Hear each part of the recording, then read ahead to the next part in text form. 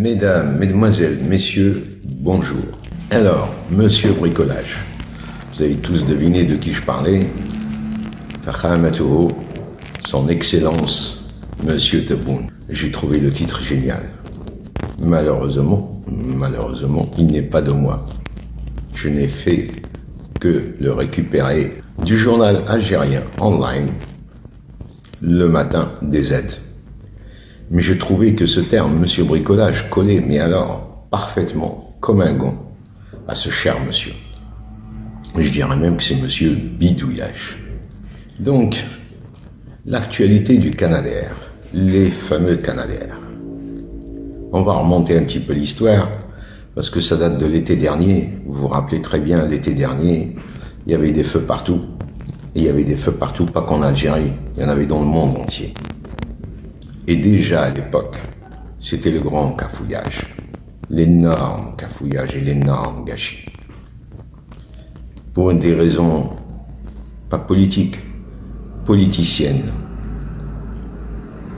L'Algérie, les généraux, le système, le régime avaient refusé l'aide du Maroc concernant les Canadair. Et après plusieurs morts, jusqu'à un certain seuil où Macron a décidé d'envoyer 2 Canadair, ça c'est l'été dernier je rappelle, 2 Canadair au peuple algérien. Ça avait froissé bien sûr nos amis, bien sûr, tout de suite, la fierté mal placée, les Algériens parleront de NIF, mais c'est vraiment de la fierté mal placée des généraux, qui titraient dès le surlendemain que l'Algérie avait affrété 2 avions à l'Europe. Alors que c'était un pur mensonge, c'était Macron qui avait tout simplement décidé d'obliger ses généraux à accepter ces fameux Canadair. Nous en arrivons donc à l'année 2022. Et l'année 2022, l'histoire se répète. Dès l'été dernier, après les catastrophes, ils avaient pris de bonnes résolutions. Cette fois-ci, on ne nous y prendra plus. Voilà, on va avoir les Canadair comme tout le monde. Et donc, encore une fois, Fakhamatuhu avait ordonné à l'ANP, l'armée nationale populaire, de s'occuper de ce dossier. Les généraux, eux, tout de suite, hein, on va chez qui? On va chez qui? Chez les Russes, bien sûr.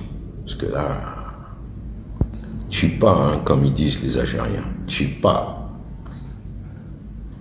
Donc, ils ont commandé 4 équivalents Canadair, des Beriev de 100, qu'ils s'appellent, qui sur le papier ont l'air d'être excellents. Ils ont une capacité jusqu'à 13 tonnes d'eau. Les Canadair en ont entre 6 et 8. Donc c'était parfait. Ils peuvent aller durant 3000 km d'une seule traite. Malheureusement, ils ont quelques inconvénients. Il leur faut une piste de pratiquement 3 km, 2800 mètres très exactement, pour décoller. Et surtout, ils ont quelques problèmes de moteur. On y reviendra. Donc voilà, ils avaient commandé chez les Russes. Et puis terminé, donc on attend l'été. Et puis il y a quelques mois, durant un showroom, un simple showroom de Lockheed Martin en Algérie, voilà que Monsieur Bricolage, en plein showroom, s'adresse à la pauvre petite dame,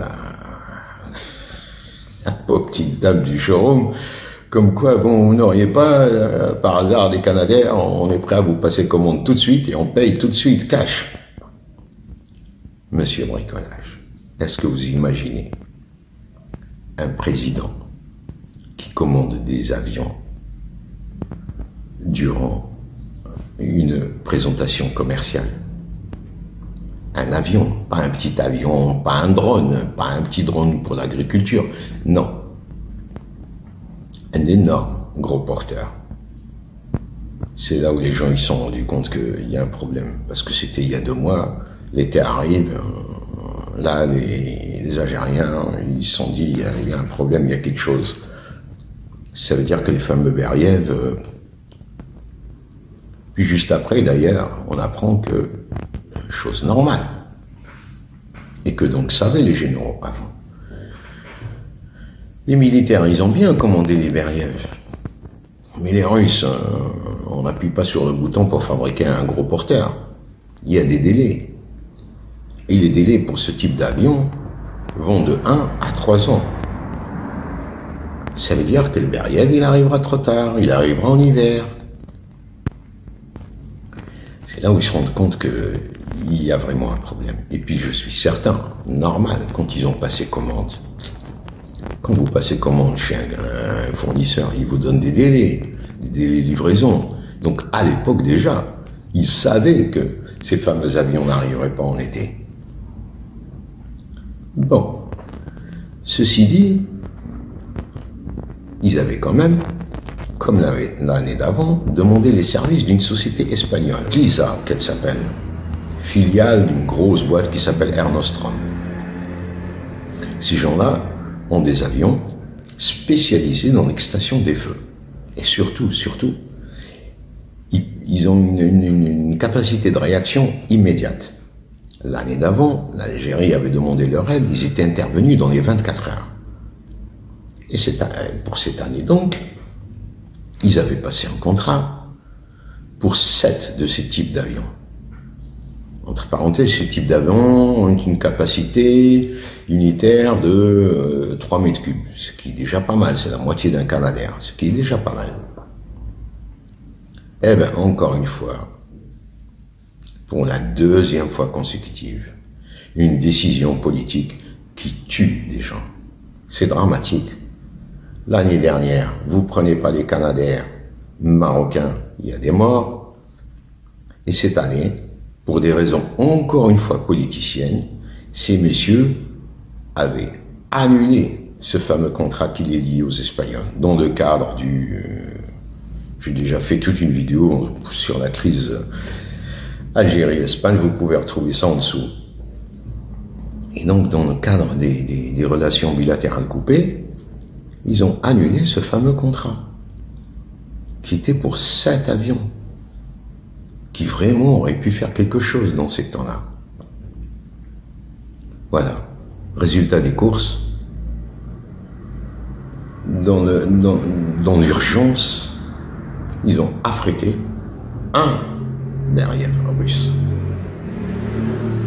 Et comme les drames n'arrivent jamais tout seuls, au moment où je vous parle, le pauvre Beriev est en panne. Donc imaginez, ils sont pratiquement exactement dans la même situation d'il y a une année, avec des feux partout, de l'ouest à l'est, sans aucun avion, avec leurs petits hélicoptères. Dramatique. Dramatique. Si c'est pas du bricolage, si c'est pas du bidouillage, c'est criminel. Et dire qu'il y a tout juste 2 mois peut-être, ces messieurs avaient fait tout un tintamarre pour nous expliquer qu'ils allaient aider leurs frères tunisiens en envoyant une ambulance, 2 camions et 3 pompiers.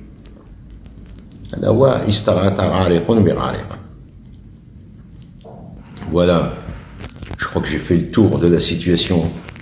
Pour cette fois-ci, j'essaierai de faire des petites capsules sur les bidouillages de Monsieur Bricolage. Messieurs, je vous dis donc à ciao et surtout, n'oubliez pas, abonnez-vous.